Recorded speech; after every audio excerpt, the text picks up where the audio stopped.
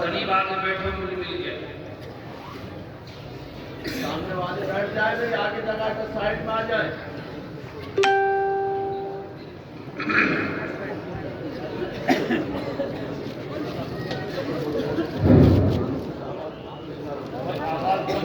آواز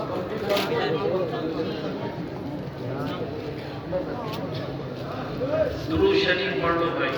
اللهم صل على محمد وعلى آل محمد كما صليت على إبراهيم وعلى آل إبراهيم إنك حميد مجيد.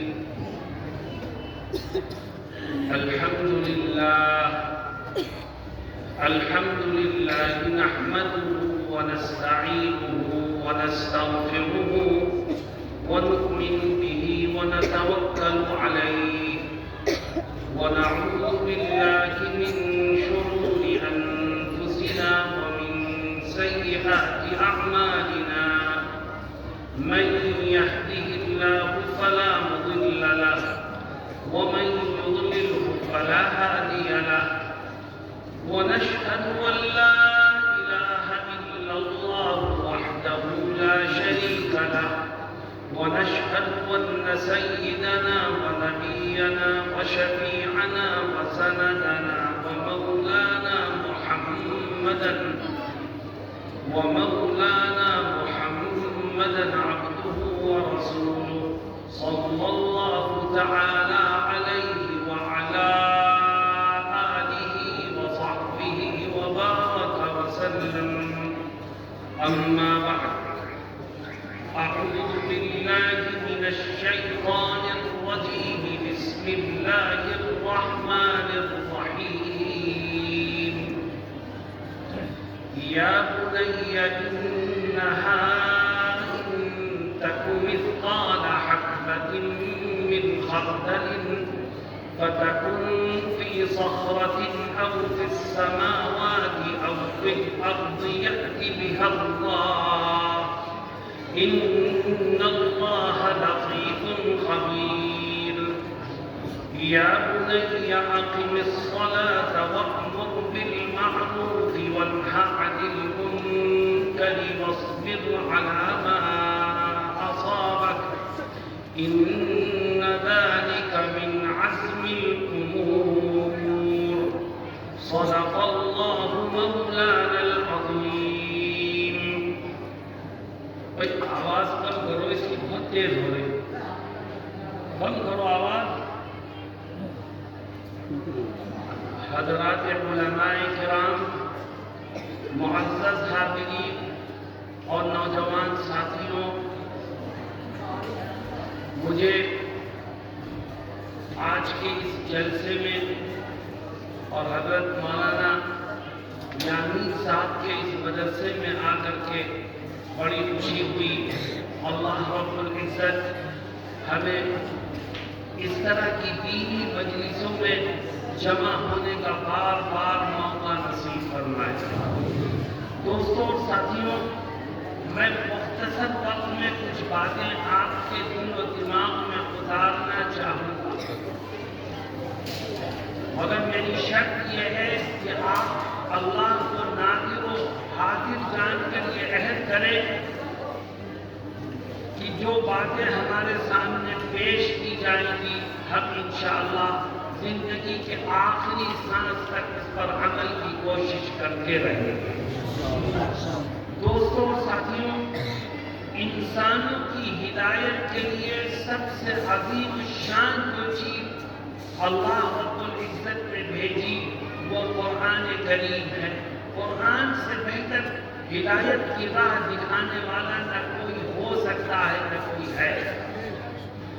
قرآن کریم کو اللہ رب العزت نے نازل فرمایا تاکہ اس کے بندے جنت کی راہ پر چلنے والے بن جائیں، جہنم کے راستے سے بچنے والے بن جائیں، خدا کی مرضیات کو پہچاننے والے بن جائیں اور خدا کی نامرضیات سے بچنے کی کوشش کرنے والوں میں اپنے ناموں کو شامل کرنے والے بن جائیں. آج قرآن جیسی عظیم کتاب ہمارے پاس ہے لیکن ہم اس کی ناقدری کرتے ہیں، مسلمانوں آج دنیا میں مسلمانوں پر جو کچھ آفتیں مصیبتیں اور بلائیں آ رہی ہیں اس کی بہت سی وجوہات میں سے ایک بنیادی وجہ یہ ہے کہ ہمارا تعلق اللہ کی اس کتاب سے ٹوٹ چکا ہے۔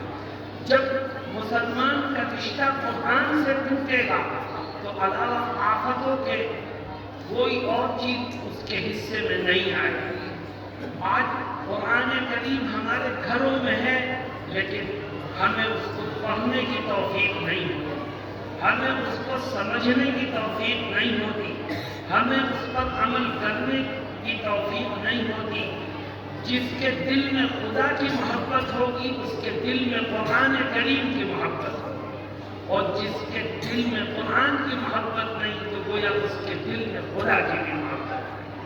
میرے دوستوں ساتھیوں، اتنا بڑا مجمع ہے، اگر میں پوچھوں کہ بھئی روزانہ قرآن کریم پڑھنے کا موقع اس مجمع میں بیٹھے ہوئے لوگوں کو ملتا ہے تو میں یہ سمجھتا ہوں شاید 2% لوگ وہ ہوں گے جو کہیں گے کہ ہم پڑھتے ہیں، ورنہ اکثر کا حال کیا ہے، کھیت پر جانے کا ٹائم ملتا ہے، دکان پر بیٹھنے کا ٹائم ملتا ہے، دنیا کمانے کا ٹائم ملتا ہے، اپنے دوستوں کے پاس بیٹھ کر الٹی سیدھی بکواس کرنے کا ٹائم ملتا ہے، 24 گھنٹے میں ٹائم نہیں ملتا تو ہمیں قرآن کریم کو پڑھنے کا ٹائم ملتا ہے۔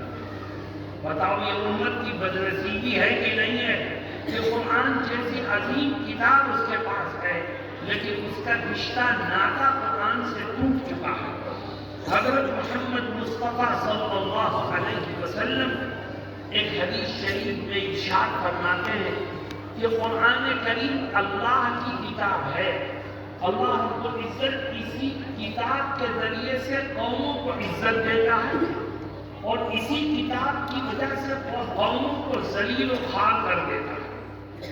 اور پھر آپ نے وضاحت فرمائی کہ جب میری امت کا رشتہ قرآن سے مضبوط ہوگا تو اللہ میری امت کو عزت دے گا، ترقی دے گا، ان کے دشمنوں کو ان کے سامنے جھکنے پر مجبور کر دے گا، اور جب میری امت کا رشتہ قرآن سے ٹوٹے گا تو علاوہ ذلت اور رسوائی کے اس کے کچھ آدمی۔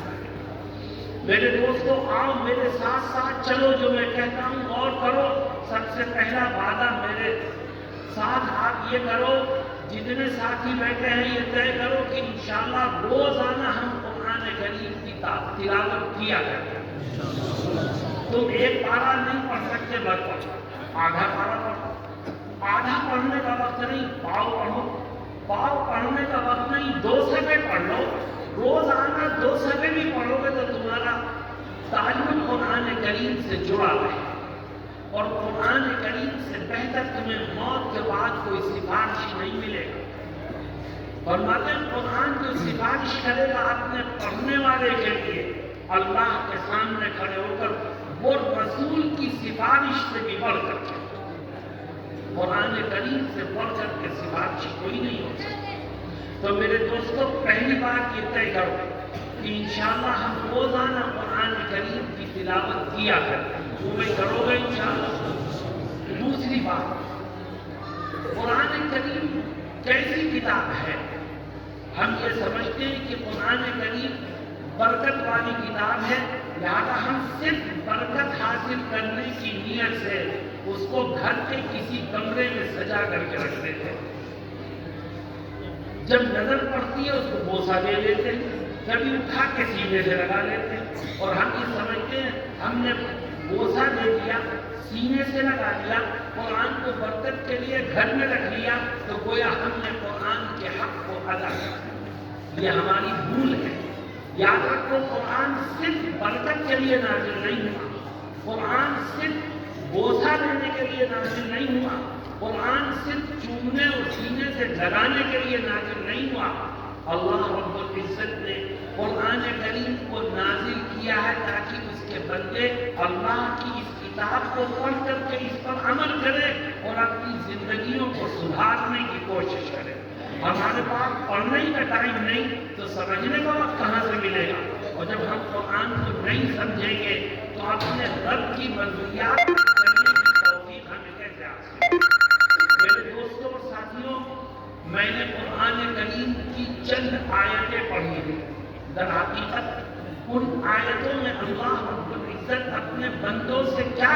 چاہتا ہے، میں آپ کے سامنے اس کو پیش کروں گا، قرآن کی تعلیمات کا ایک نمونہ پیش کروں تاکہ آپ کے دل میں قرآن کی عظمت بیٹھے اور قرآن کریم پر عمل کرنے کا جذبہ آپ کے دلوں میں جنم لے۔ میرے دوستو، میں نے جو 2 آیتیں پڑھی ہیں وہ قرآن کریم کی ایک سورہ لقمان کی آیات ہے۔ ایک شخص گزرے ہیں جن کو لقمان حکیم کہا جاتا ہے۔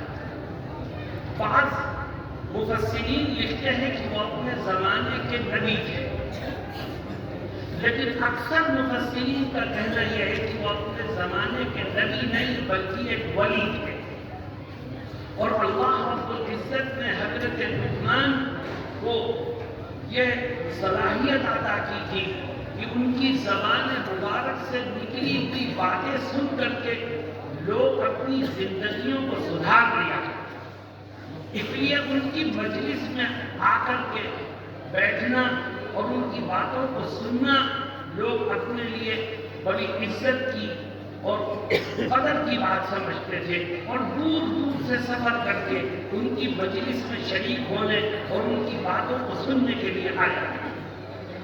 حضرت لقمان کی وفات کا وقت آیا تو انہوں نے اپنے بیٹے کو کچھ نصیحتیں کی تھی۔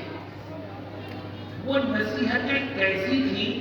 اتنی قیمتی ہیں، ان میں سونا اور چاندی ملا ہوا ہے، وہ آگے زر سے لکھنے کے قابل ہے، کیا خوبی ہے ان میں؟ ان نصیحتوں کی خوبی اور ان کے قیمتی ہونے کو سمجھنے کے لیے صرف اتنا ہی کافی ہے کہ اپنے گھر کے کسی گوشے میں بیٹھ کر لقمان نے اپنے بیٹے کو جو نصیحت کی تھی، اللہ رب العزت نے ان نصیحتوں کو جوں کا توں قرآن کریم میں ذکر کر دیا۔ گویا اللہ رب العزت یہ کہنا چاہتا ہے کہ لقمان کی یہ نصیحتیں صرف اس کے بیٹے ہی کے لیے مفید نہیں ہیں، بلکہ لقمان کی یہ نصیحتیں رہتی دنیا تک آنے والے ہر انسان کے لیے فائدہ مند ہے۔ اس لیے اللہ نے قرآن میں ذکر کیا، اور جب تک سورج چاند رہے گا، جب تک یہ زمین و آسمان ہے، اس وقت تک قرآن کریم اس دھرتی پر راج کرے گا، اور جب تک قرآن کریم موجود ہے اس وقت تک لقمان کی یہ نصیحتیں بھی ہوگی۔ حضرت لقمان اپنے بیٹے کو کیا نصیحت کرتے ہیں؟ پورا ایک رکوع ہے، اگر میں اس پورے رکوع کی نصیحتوں کو پیش کروں تو شاید فجر کی اذان ہو جائے گی، لیکن بات پوری نہیں ہوگی۔ ان میں سے 2 آیتیں میں نے پڑھی، ان 2 آیتوں میں حضرت لقمان اپنے بیٹے کو 4 نصیحتیں، اور وہ 4 نصیحتیں ہم میں سے ہر ایک کے لیے بڑی مفید، قیمتی اور کارآمد ہے۔ میرے دوستوں، وہ نصیحتیں کیا ہیں میں ایک ایک کر کے ذکر کر رہا ہوں، مگر اس شرط کے ساتھ کہ آپ پھر اس عہد کو دہراؤ کہ ہم ان نصیحتوں کو سن کر کے انشاءاللہ ان پر عمل کریں۔ دیکھو 4 نصیحتیں ہیں۔ ہم یہ سمجھتے ہیں کہ نماز پڑھ لو، موقع لگے روزہ رکھ لو، حج کر لو، زکوٰۃ دے دو اور تم جنت کے ٹھیکیدار ہو گئے۔ حضرت لقمان اپنے بیٹے سے کیا کہتے ہیں؟ دیکھو سنو، اتنی باریک بات ہے، پورے دین کو جمع کرنا ہے۔ فرماتے ہیں یا بنی انہا ان تک مثقال حبۃ من خردل فتکن فی صخرۃ او فی السماوات او فی الارض یأتی بہا اللہ۔ فرماتے ہیں اے میرے بیٹے، میری ایک بات ذہن میں رکھ۔ یہ ابا جان کیا بات ہے؟ فرماتے ہیں میری یہ بات ذہن میں رکھ کہ اگر تم نے دنیا میں کوئی چھوٹا سا عمل کیا، رائی کے دانے کے برابر کوئی گناہ کیا، اور وہ رائی کا دانہ زمین کے کسی گوشے میں تہ میں چھپا ہوا ہے، یا آسمان کے کسی کونے میں لوگوں کی نظروں سے پوشیدہ ہے، تیرا عمل ہے رائی کے دانے کے برابر، گناہ چھوٹا سا چھوٹا ہے رائی کے دانے کے برابر، اور وہ بھی سامنے نہیں پڑا ہے، وہ زمین میں کہیں چھپا ہے، آسمان کے گوشوں میں لوگوں پوشیدہ ہے، لیکن یاد رکھ کل قیامت کے دن تیرا رب تیرے اس چھوٹے سے عمل کو تیرے سامنے پیش کرے، تیرے رب کی نظروں سے کوئی چیز چھپی بھی نہیں ہے۔ گویا حضرت لقمان اپنے بیٹے کو یہ باور کرانا چاہتے ہیں کہ دل و دماغ میں یہ بٹھا لے کہ دنیا میں جو کچھ بھی کرے گا کل تجھ کو اس کا حساب دینا پڑے گا۔ جب کسی چیز کو دیکھ تو یہ سوچ کے دیکھ کہ کل اس کا حساب دینا پڑے گا، جب کسی چیز کو سن تو یہ سوچ کے سن کل اس کا حساب دینا پڑے گا، جب زبان سے کچھ بول تو یہ سوچ کے بول کر اس کا حساب دینا پڑے گا، جب کسی چیز کو پکڑ تو یہ سوچ کے پکڑ کر اس کا حساب دینا پڑے گا، جب اپنے پیر کہیں جانے کے لیے اٹھا تو یہ سوچ کے قدم بڑھا کہ کل اس کا حساب دینا پڑے گا، کیونکہ وقت ذوالجلال تیرے چھوٹے سے چھوٹے عمل کو کل تیرے سامنے پیش کرے۔ میرے دوستوں اور ساتھیوں، اگر انسان کو اس بات کا یقین ہو جائے کہ مجھے کل خدا کے سامنے کھڑے ہو کر اپنے کیے کا حساب دینا ہوگا تو اس کے لیے گناہوں سے بچنا آسان ہو جائے گا۔ اگر انسان کو اس بات کا یقین ہو جائے کہ میرے اعمال کل خدا کے سامنے پیش کیے جائیں گے تو انسان کے دل میں گناہوں کی نفرت بیٹھے گی۔ آج ہماری زندگی جانوروں جیسی گزر رہی ہے، ایسا لگتا ہے کہ حساب و کتاب کا خوف ہمارے دل سے نکل گیا ہے۔ میرے دوستوں اور ساتھیوں، یہی وجہ ہے کہ ہماری زندگی گناہوں سے بھری پڑی ہے۔ ہم ایک طرف نماز بھی پڑھتے ہیں لیکن دوسری طرف جھوٹ بھی بولتے ہیں، ہم روزہ بھی رکھتے ہیں، بے ایمانی بھی کرتے ہیں، ہم حج بھی کر چکے ہیں لیکن دوسروں کا حق مارنے میں ہمیں کوئی تردد اور کوئی خوف پیدا نہیں ہوتا۔ انسان کے گناہ اس کی نیکیوں کو تباہ و برباد کر جاتے ہیں، اور کل قیامت کے دن اس کے گناہ جب سامنے آئیں گے تو اس کی نیکیوں کا وزن ختم ہو جائے گا، اور جس کی نیکیوں کا وزن ختم ہو جائے اس کا کیا انجام ہوگا؟ اللہ فرماتا ہے فَأَمَّا مَن ثَقُلَتْ مَوَازِينُهُ فَهُوَ فِي عِيشَةٍ رَاضِيَةٍ وَأَمَّا مَنْ خَفَّتْ مَوَازِينُهُ فَأُمُّهُ هَاوِيَةٌ۔ جس کی نیکیوں کا وزن گھٹ جائے اور گناہوں کا وزن بڑھ جائے، نیکیوں کا پلڑا ہلکا پڑ جائے تو اس کا ٹھکانہ خدا کے ہاں جہنم کے سوا کچھ نہیں۔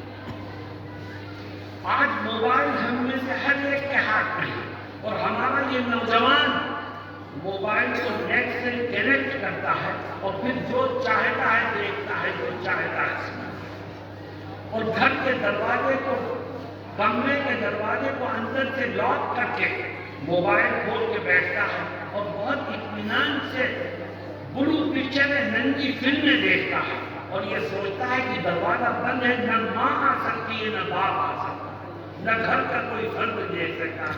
لیکن بے وقوف تو بھول گیا تیرا رب تجھے 70 پردوں کے پیچھے بھی دیکھ سکتا ہے۔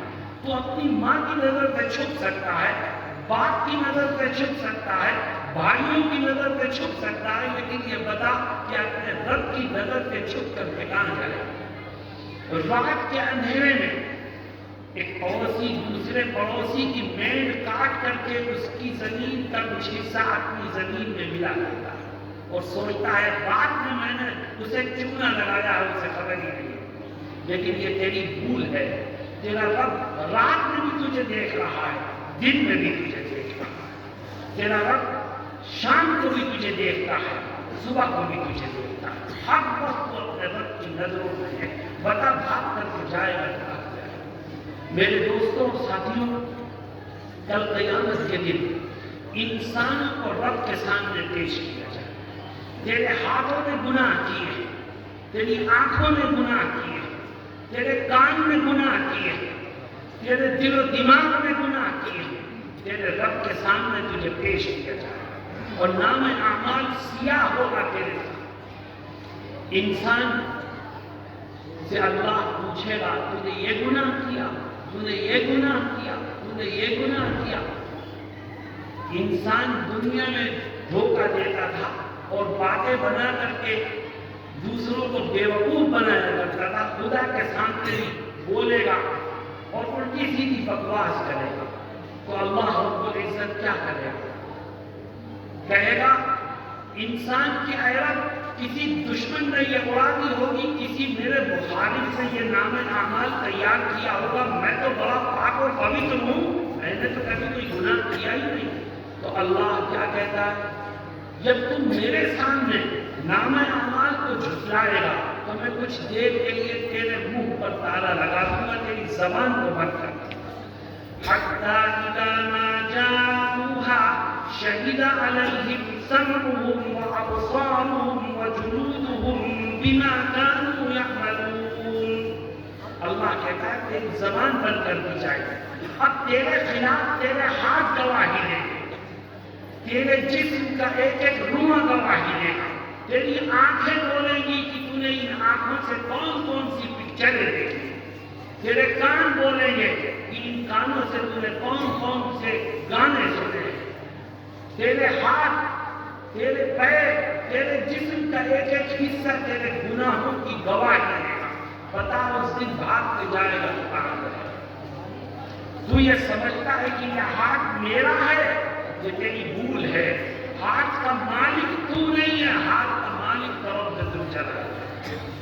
اس لیے انسان اپنے جسم کی طرف دیکھے گا اور حیران ہوگا اور قیامت کے دن اپنے جسم سے کہے گا لِمَ شَهِدْتُمْ عَلَيْنَا، ارے تو میرا ہاتھ ہے، تو میرا جسم ہے، تو میرا پیر ہے، تو میرا خلاف گواہی کیسے دے گا؟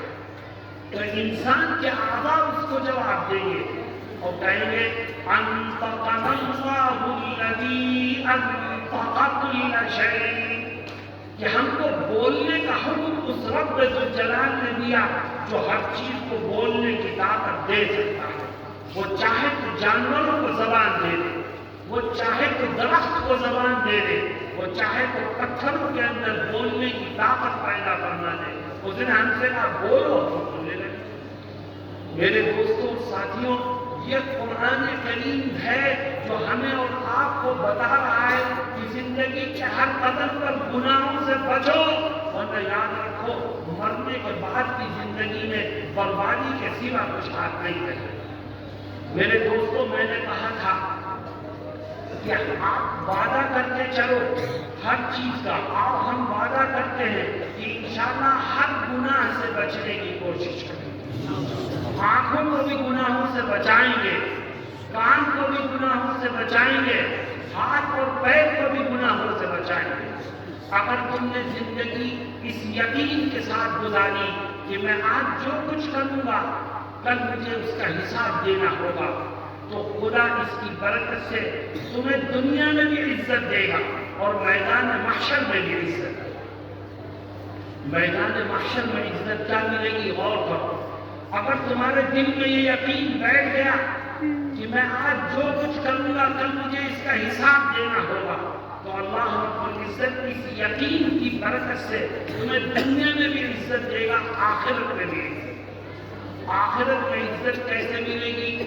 میدان محشر میں جب سارے لوگ جمع ہوں، اولین و آخرین کا اجتماع ہوگا، تو اللہ رب العزت اعلان فرمائے، فرشتوں سے کہے گا لوگوں کا نام اعمال ان کے ہاتھوں میں تھما دو۔ اس وقت کچھ لوگوں کا نام اعمال سیدھے ہاتھ میں دیا جائے اور کچھ لوگوں کا نام اعمال الٹے ہاتھ میں۔ میرے دوستوں اور ساتھیوں، یاد رکھو کامیاب وہ نہیں ہے جس کے پاس لمبے چوڑا بینک بیلنس ہو، کامیاب وہ نہیں ہے جس کے پاس بہت زیادہ زمین جائیداد ہو، کامیاب وہ نہیں ہے جس کے پاس بڑا گھر اور ڈھیر ہو، بلکہ کامیاب وہ ہے کہ جس کو کل میدان محشر میں نام اعمال سیدھے ہاتھ میں مل جائے۔ جس کو سیدھے ہاتھ میں مل جائے تو اس کا حال کیا ہوگا؟ قرآن کہتا ہے فَأَمَّا مَنْ أُوتِيَ كِتَابَهُ بِيَمِينِهِ فَيَقُولُ هَاؤُمُ اقْرَءُوا كِتَابِيَهْ إِنِّي ظَنَنتُ أَنِّي مُلَاقٍ حِسَابِيَهْ۔ اللہ کہتا ہے کچھ لوگوں کو میدان محشر میں نام اعمال سیدھے ہاتھ میں ملے اور جس کو سیدھے ہاتھ میں مل گیا اس کی خوشی کی کوئی انتہا نہیں. وہ میدان محشر میں کودتا پھرے, چکر لگائے, ہر ایک کے پاس جائے گا, کہے گا ہاں وہ کی جا دیا, دیکھو پڑھو میرے نام اعمال کو پڑھو, میرے رب نے میرے گناہوں کو معاف کر کے میری مغفرت کا فیصلہ کر. ہر ایک کے پاس جا کر خوشی کا اظہار کرے اور پھر ایک تقریر کرے, کہے گا دیکھو میدان محشر میں خدا نے مجھے عزت دی, نام اعمال مجھے سیدھے ہاتھ میں ملا, اے لوگوں تمہیں پتا ہے یہ عزت مجھے کیوں ملی؟ آگے جملہ رب ذوالجلال اس کا نقل بناتا ہے, وہ کہے گا انی ظننت انی ملاق حسابیہ, کہے گا آج نام اعمال مجھے سیدھے ہاتھ میں ملا, میدان محشر میں میرے رب نے میری عزت کی اور مجھے ذلت سے بچایا. اس کی وجہ صرف یہ ہے کہ میں نے دنیا کی زندگی اس یقین کے ساتھ گزاری کہ میں جو کچھ یہاں کروں گا ایک دن مجھے اس کا حساب دینا ہے. جس نے یہ یقین دل میں بٹھا لیا اللہ اس کو دنیا میں بھی عزت عطا کرے گا اور اس کو میدان محشر میں بھی عزت سے مالا مال کرے گا. اور جو دنیا میں رہتے ہوئے حساب و کتاب کے یقین کو دل سے نکال دے اور جانوروں جیسی زندگی گزار دے, اس کا حشر کیا ہوگا؟ اللہ اسے دنیا میں بھی ذلیل کرے گا اور اللہ اس کو میدان محشر میں بھی ذلت اور رسوائی سے دوچار کرتا ہے. چنانچہ کیا کہتا ہے, وَأَمَّا مَنْ أُوتِيَ كِتَابَهُ بِشِمَالِهِ فَيَقُولُ يَا لَيْتَنِي لَمْ أُوتَ كِتَابِيَهْ وَلَمْ أَدْرِ مَا حِسَابِيَهْ. کچھ بدنصیب ایسے ہوں گے کہ جن کا نام اعمال میدان محشر میں الٹے ہاتھ میں دیا جائے. یاد رکھو جس کا الٹے ہاتھ میں نام اعمال آ گیا وہ فیل ہے. تو جو فیل ہو جاتا ہے وہ اپنا رزلٹ کسی کو دکھاتا نہیں, یہ بھی دکھائے گا نہیں, نام اعمال کو دیکھے گا اور کہے گا کاش کہ یہ نام اعمال مجھے دیا ہی نہ جائے. اور پھر ایک جملہ یہ کہے گا جس کو قرآن ذکر کرتا ہے, اور کرو کیا جملہ ہے, اور اپنے دل سے پوچھو کہ یہ بات کہیں تمہارے دل میں تو نہیں ہے. کہے گا وَلَمْ أَدْرِ مَا حِسَابِيَهْ, کہے گا یہ نام اعمال مجھے الٹے ہاتھ میں ملا ہے. اے لوگوں اس کی وجہ تم جانتے ہو, اس کی وجہ صرف یہ ہے کہ میں نے دنیا میں کبھی سوچا بھی نہیں تھا کہ مجھے اپنے کیے کا حساب ملے گا. میرے دوستوں اور ساتھیوں, اپنے دل و دماغ میں اس بات کو بٹھاؤ کہ ایک دن ہمیں اپنے کیے کا حساب دینا ہے. اگر حساب کا یقین دل میں بیٹھ جائے تو اللہ رب العزت اپنے بندے کو گناہوں سے بچنے کی توفیق عطا فرماتا ہے اور اس کو نیک راہ پر چلنے کا موقع نصیب فرماتا ہے. قرآن کریم کی اس تعلیم سے اور حضرت لقمان کی اس نصیحت سے ہمیں سبق حاصل کرنا چاہیے. میں نے کہا تھا 2 آیتیں ہیں جن میں 4 نصیحتیں ہیں. پہلی نصیحت آئی کہ آپ فرماتے ہیں کہ اے بیٹے دنیا میں کوئی چھوٹا کام بھی کر تو یہ سوچ کے کر کہ آج جو کر رہا ہے کل اس کا حساب ہوگا. اللہ رب العزت اس یقین کو, حساب کتاب کے یقین کو ہمارے دلوں میں بٹھا دے. دوسری نصیحت فرماتے ہیں یا بنی اقم الصلاۃ, فرماتے ہیں میرے بیٹے میری ایک اور نصیحت ہے وہ بھی ذہن میں بٹھا, اور وہ نصیحت یہ ہے کہ اس بات کا عہد کر لے کہ جب تک تیرے جسم میں جان رہے اور بدن میں روح رہے اس وقت تک روز آنا 5 وقت کی نماز پابندی سے پڑھتا ہے. جو 5 وقت کی نماز پابندی سے پڑھے گا رب ذوالجلال اس کو اپنی رحمتوں سے مالا مال کرے گا. میرے دوستوں اور ساتھیوں, آج امت نماز سے کھلواڑ کرتے ہیں اور یہی وجہ ہے کہ خدا کی رحمت کے دروازے بند ہیں. اتنا بڑا مجمع ہے, اس میں بہت سے لوگ تو ہوں گے جو صرف عید کی نماز پڑھتے ہیں, بہت سے لوگ وہ ہوں گے جو صرف جمعے کی نماز پڑھتے ہیں, جو صرف عید کی پڑھے, جو صرف جمعے کی پڑھے, کے سن لے کہ وہ خدا کے حکم کو زندہ نہیں کر رہا ہے۔ اور دوستو، اس مجمع میں بہت سے لوگ وہ ہوں گے جو نماز پڑھتے ہیں، روزانہ پڑھتے ہیں، اگر ان سے پوچھو کہ روزانہ تو پڑھتے ہو مگر روزانہ کتنی نمازیں پڑھتے ہو، تو پتہ چلے گا کہ 2 پڑھ لی 3 چھوڑ دی، 3 پڑھ لی 2 چھوڑ دی، کبھی فجر میں پڑھا سو رہا ہے، کبھی عشاء پڑھے سو گیا۔ یاد رکھو، کسی نے 2 پڑھی 3 چھوڑی، یا 3 پڑھی 2 چھوڑی، یا صرف جمعے کی پڑھی، یا صرف عید کی پڑھی، تو وہ کان کھول کے سن لے کہ وہ اپنی من چاہی نماز پڑھتا ہے، وہ خدا کی چاہی نماز نہیں پڑھتا۔ خدا نے تو روزانہ 5 ٹائم کی نماز کے اوپر فرض، اور تو 3 وقت کی پڑھ کے بور ہو جاتا ہے۔ خدا کہتا ہے 5 وقت کی پڑھ، تو 2 وقت کی پڑھتا ہے۔ خدا کہتا ہے 5 وقت کی پڑھ روزانہ، تو صرف جمعے کی پڑھتا ہے۔ خدا کہتا ہے روزانہ 5 وقت کی پڑھ، تو صرف عید کی پڑھتا ہے۔ اس کا مطلب یہ ہے کہ تو نے خدا کے اس حکم کا مذاق اڑایا ہے، تو خدا کے اس حکم کے ساتھ کھیل کر رہا ہے۔ اور جب بندہ خدا کے کسی حکم کے ساتھ کھیل کرتا ہے تو اسے تیار رہنا چاہیے کہ اللہ بھی اس کے ساتھ کھیل کھیلے گا، اور جب خدا کھیل کھیلے گا تو تجھے سر چھپانے کی کوئی جگہ نہیں۔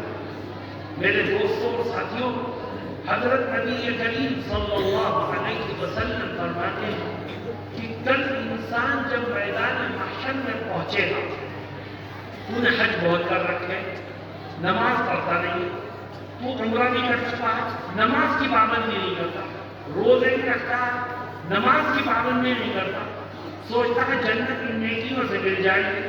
اللہ کے نبی صلی اللہ علیہ وسلم فرماتے ہیں جب انسان قیامت کے دن میدان محشر میں پہنچے گا تو اول ما يحاسب یوم القیامة الصلاۃ، تو قیامت کے دن سب سے پہلے حساب نماز کا ہوگا۔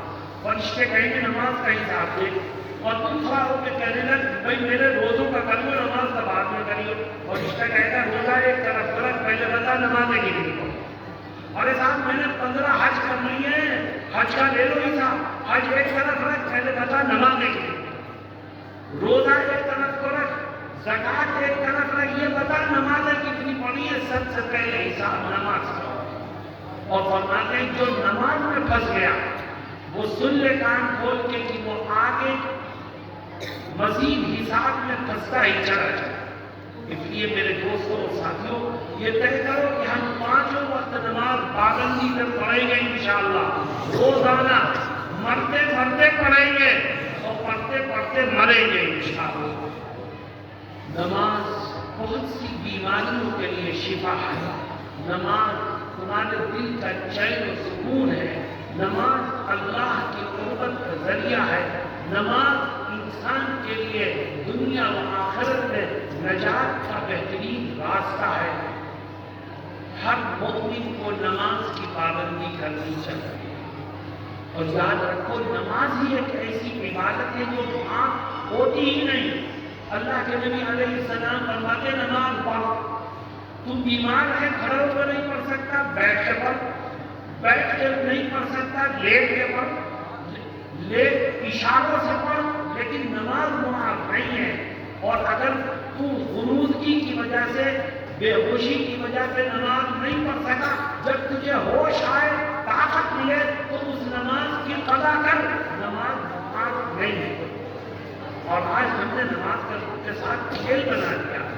میرے دوستوں اور ساتھیوں، حضرت لقمان اپنے بیٹے کو یہ نصیحت فرماتے یا بنی اقم الصلاۃ، اے میرے بیٹے نماز کو پابندی سے، اس کے ساتھ کھیل مت کر ورنہ تجھے تیری نجات خطرے میں۔ تیسری نصیحت فرماتے یا بنی اقم الصلاۃ وامر بالمعروف، اے میرے بیٹے ایک تیسری نصیحت کی ہے۔ یہ ابا جان کو کیا نصیحت ہے؟ سنو غور سے مسلمانوں، فرماتے ہیں میرے بیٹے تیسری نصیحت یہ ہے کہ اگر تم کسی جلسے میں پہنچے، کسی عالم کے پاس پہنچے، کسی دینی مجلس میں پہنچے اور وہاں کوئی دین کی اور بھلائی کی بات تیرے کان میں پڑے، تو جو بھلائی کی بات تو سیکھے اور سنے اس کو صرف اپنے تک نہ رکھ، بلکہ اس بھلائی کی باتوں کو دوسروں تک پہنچانے کی کوشش کر۔ کیوں؟ اگر تم نے دوسروں تک پہنچایا تو تجھ سے سن کر کے اگر اس بھلائی کی بات پر 10 آدمیوں نے، 20 آدمیوں نے، 50 آدمیوں نے عمل کیا تو اللہ رب العزت ان سب کے عمل کے اجر و ثواب میں تجھ کو بھی برابر کا شریک کرے۔ اس لیے جو بھلائی کی باتیں تیرے علم میں ہو وہ دوسروں تک پہنچا۔ میرے دوستوں اور ساتھیوں، افسوس کی بات یہ ہے کہ ہم دنیا کے کاموں میں الجھ کر کے دین کو پھیلانے اور دین کی باتوں کو دوسروں تک پہنچانے کا کام کرنا بھول جاتے ہیں اور ہر وقت ہائے دنیا ہائے دنیا ہائے دنیا میں پڑے ہیں۔ اور دنیا کا حال کیسا ہے؟ حضرت محمد مصطفیٰ صلی اللہ علیہ وسلم فرماتے ہیں کہ انسان کا پیٹ دنیا سے بھرتا نہیں، اگر اس کو ایک وادی سونا اور چاندی ہیرے جواہرات کی دے دی جائے تو وہ دوسری وادی کو حاصل کرنے کے چکر میں رہے گا۔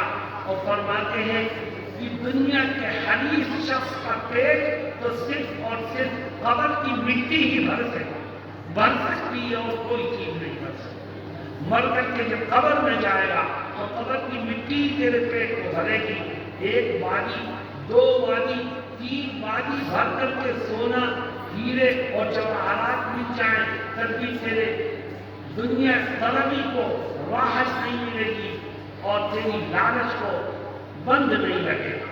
میرے دوستوں اور ساتھیوں، اللہ کے بندوں، آخرت کی فکر کرو، گناہوں سے اپنے آپ کو بچاؤ، نماز کی پابندی کرو اور جو خیر اور بھلائی کی بات تمہیں معلوم ہو وہ دوسروں تک پہنچاؤ۔ یہ تبلیغی جماعت والے گاؤں گاؤں جاتے ہیں، محلے محلے جاتے ہیں، کنڈیاں کھٹکھٹاتے ہیں اور کہتے ہیں بھائی دین کو سیکھنے اور دوسروں تک پہنچانے کے لیے نکلو نکلو نکلو۔ لیکن کوئی بہانہ کرتا ہے، مثال میری دکان پر کوئی نہیں ہے، میں اس وقت کھیتی باڑی میں لگا ہوا ہوں، مجھے اس وقت اور بہت سے کام ہے، تو دنیا کے کاموں میں پھنسا رہے گا۔ اچانک موت کا فرشتہ پیغام اجل لے کر کے آئے گا، پھر بھاگنے کا ایک لمحہ بھی تجھے نہیں دیا۔ میرے دوستوں، جو زندگی کے لمحات ملے ہیں اس کو آخرت کے کاموں میں صرف کرو۔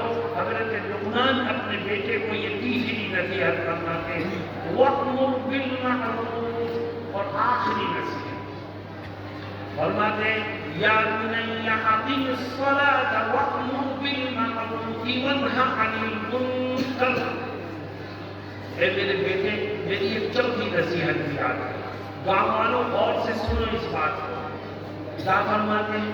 کہتے ہیں اے میرے بیٹے، تو اس بات کا عہد کر لے کہ زندگی میں اگر کبھی تیرے سامنے خدا کا کوئی حکم ٹوٹے، اللہ کی کوئی نافرمانی کرے، تیرے سامنے کوئی گناہ کا کام کرے، تو اس بات کا عہد کر لے کہ گناہ کرنے والے کو میں گناہ سے روکنے کی بھرپور کوشش کروں گا۔ کیوں؟ تیرے سامنے گناہ ہو رہا ہے، تو نے گناہ کرنے والے کو نہیں روکا تو بڑا خوش ہے، میں تو نہیں کر رہا ہوں، لیکن یاد رکھو گناہ کرنا جس طرح جرم ہے، اسی طرح گناہ کرنے والے کو گناہ سے نہ روکنا بھی ایک جرم ہے۔ جب تم نہیں روکو گے تو گناہ پھیلتا چلا جائے، برائیاں عام ہوگی اور چھوٹے سے لے کے بڑے تک، مردوں سے لے کے عورتوں تک ہر ایک گناہ میں ملوث ہوگا۔ آج امت کا یہی حال ہے، گناہ محلے در محلے پھیل رہا ہے، گاؤں در گاؤں گناہ عام ہو رہے ہیں، لیکن کوئی بندے مومن ان گناہوں کو پر ناراضی کا اظہار کرنے اور گناہ گاروں کو روکنے کی کوئی فکر نہیں ہے۔ میرے دوستوں ساتھیوں، پھر ہوتا کیا ہے؟ جب گناہ بڑھتے بڑھتے اپنی انتہا کو پہنچ جاتا ہے تو خدا کی طرف سے عذاب آتا ہے، اور اس عذاب میں جس طرح گناہ گار پھنستا ہے، اسی طرح گناہ سے نہ روکنے والے بھی اس عذاب میں پھنستے ہیں اور برباد ہوتے ہیں۔ آج ہم نے گناہوں سے روکنا چھوڑ دیا۔ ہمارے گھروں میں گناہ ہو رہے ہیں، ہمارے محلوں میں گناہ ہو رہے ہیں، اور ہم نے گناہوں پر روکنے کا کام ترک کر دیا ہے۔ یہی وجہ ہے کہ آج ہماری دعائیں قبولیت کے دروازے پر نہیں پہنچ پائی، دعائیں ہمارے سر سے اوپر بھی نہیں جا رہی ہیں، کیوں؟ ہم نے گناہوں پر روک ٹوک کا کام چھوڑ دیا۔ ہم یہ سمجھتے ہیں کہ میاں جو گناہ کر رہا ہے وہ بھگتے گا، جو گناہ کر رہا ہے وہ تو بھگتے گا، لیکن تو بھی بھگتے گا، اس لیے کہ تو اس کو گناہ سے روکنے کی کوشش نہیں کر رہا ہے، تو بھی مجرم ہے۔ میں ایک گاؤں میں لوگوں کو اس کی ترغیب دے رہا تھا کہ بھئی تمہارے گاؤں میں، محلے میں، گھر میں، خاندان میں جو گناہ ہو ان سے روکنے کی کوشش کرو۔ تو ایک ساتھ کھڑے ہو گئے، کہنے لگے مولانا صاحب اگر ہم گناہ گار کو روکیں گے، شرابی کو روکیں گے، بےایمانی کرنے والے کو روکیں گے، ماں باپ کی نافرمانی کرنے والے کو روکیں گے، شادی بیاہ میں ناچ گانا کرنے والوں کو روکیں گے، تو ہماری بات سنے گا کون؟ لوگ ہمیں دھکے دے کے نکال دیں گے۔ تو میرے دوستوں میری بات ذہن میں رکھو، گناہ کرنے والے تک خدا کا پیغام پہنچا دینا یہ ہماری ذمہ داری ہے، اس کو ہدایت دینا یہ ہمارا کام نہیں ہے، ہدایت دینے والی ذات تو اللہ ہے۔ لیکن گناہ کرنے والے کو یہ باور کراؤ کہ تو غلط کر رہا ہے، تو گناہ کر رہا ہے، تو خدا کی نافرمانی کر رہا ہے، تو اللہ کے حکم کو توڑ رہا ہے، کم سے کم یہ بات اس کے کانوں تک پہنچاؤ۔ ہدایت دینا اللہ کا کام ہے، اور اللہ رب العزت ہماری اور تمہاری کیا حیثیت ہے؟ وہ تو اپنے نبی سے بھی فرماتا ہے، فرماتا ہے إِنَّكَ لَا تَهْدِي مَنْ أَحْبَبْتَ وَلَكِنَّ اللَّهَ يَهْدِي مَن يَشَاءُ۔ اللہ کہتا ہے اے نبی آپ کا کام راستہ دکھا دینا ہے، ہدایت دینا، دل کو پلٹ دینا یہ آپ کا کام نہیں ہے۔ ہدایت تو میں جس کو چاہوں گا دوں گا، اور جس کو چاہوں گا ہدایت سے محروم کر دوں گا۔ میرے دوستوں اور ساتھیوں، آج ہمارے اور آپ کے سروں پر دشمن مسلط ہے، اور ہر طرح کی ناکامی ہمارے ہاتھ لگ رہی ہے۔ اس کی وجوہات ہیں کچھ، اس کی سب سے اہم وجہ ہے قرآن کی تعلیمات کو چھوڑ۔ جو 4 باتیں قرآن کی آیات میں موجود ہیں، حضرت لقمان کی جو نصیحتیں آپ کے سامنے پیش کی گئی ہیں، میں آپ سے پوچھتا ہوں کہ آج ان نصیحتوں پر امت کا عمل ہے یا امت ان نصیحتوں کو چھوڑ چکی ہے؟ بولو بھائی۔ اگر آپ شمار کرنے کے لیے بیٹھو تو شاید 2%، 3% لوگ امت میں ایسے ملیں گے جو ان نصیحتوں پر عمل کرتے ہوں، ورنہ اکثریت وہ ہے جس نے ان نصیحتوں کو چھوڑ دیا۔ میرے دوستوں اور ساتھیوں، ان نصیحتوں پر عمل کرو گے تو خدا کی راہ، خدا کی رحمت کے دروازے کھلیں گے، اور کامیابیاں آپ کے قدموں کو چومیں گی۔ اور اگر ان پر عمل نہیں کیا، گناہوں کو ایسے ہی پڑھنے دیا، برائی پر روک ٹوک نہیں کی، تو یاد رکھو ناکامی اور خسران کے سوا کوئی چیز ہمارے ہاتھ نہیں لگے گی۔ اللہ رب العزت مجھے اور آپ کو کہنے اور سننے سے زیادہ عمل کی توفیق سے مالا مال فرمائے۔ وآخر دعوانا ان الحمد للہ رب العالمین۔